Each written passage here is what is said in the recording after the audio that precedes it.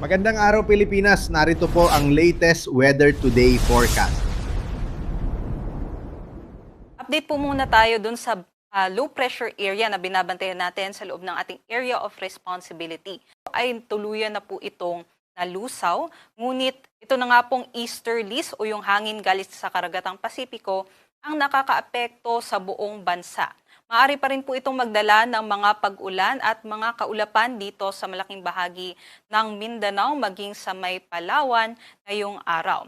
May binabantayan din tayo na bagyo na nasa labas pa ng ating Philippine Area of Responsibility. Itong tropical storm na may international name na Hagupit. Kanina nga ay ito'y huling namataan, 1,615 kilometers sa silangan ng northeastern Mindanao. Tropical storm category pa rin at may taglay na hangin na aabot sa 75 kilometers per hour at pagbugso na aabot sa 90 kilometers per hour.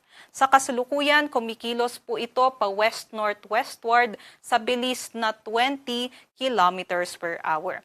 Alamin po muna natin ano kaya ang mangyayari dito sa bagyong ito at paano ito makakaapekto sa ating bansa.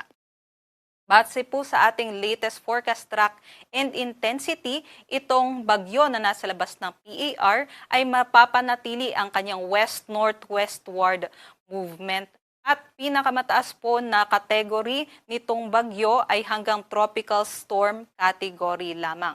Maaari nga po itong pumasok ng ating area of responsibility bukas ng gabi o madaling araw ng linggo. At pagpasok naman po ng ating PAR, ang nakikita natin sa ngayon na ay hihina po itong bagyong ito. Tatawagin po natin sa local name na Kaloy.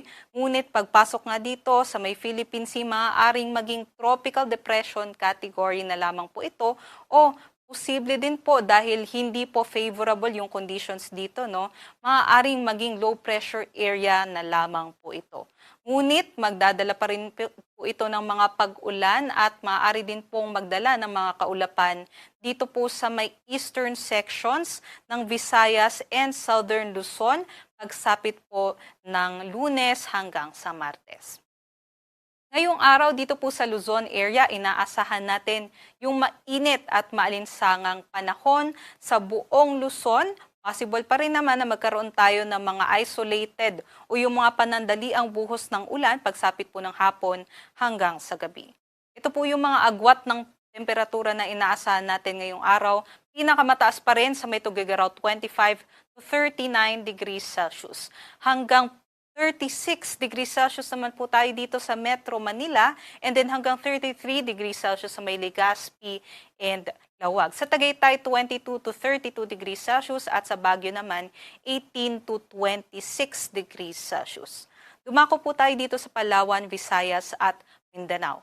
Inaasahan nga po natin dahil dito sa easterlies, maaari po makaranas ng maulap na panahon na may kalat-kalat na mga pag-ulan, pagkulog at pagkidlat yung ating mga kababayan dito sa may Palawan and also sa may Zamboanga Peninsula, Northern Mindanao, sa may Caraga and Siquijor, maging dito sa may Barm, at dito po sa may Sultan Kudarat and Sarangani, Davao Occidental, maging sa may Davao Oriental. Kaya't doble ingat pa rin po dahil posible yung mga pagbaha at pagguho ng lupa dulot dito sa katamtaman hanggang sa malalakas na mga pag-ulan.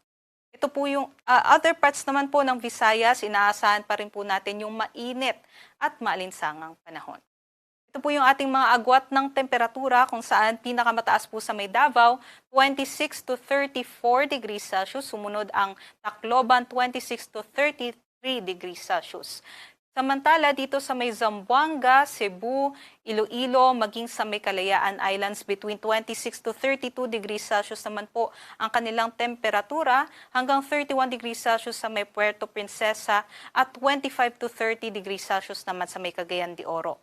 Ngunit ito po ay mga air temperature pa lamang o temperatura ng hangin, iba pa po yung ating heat index.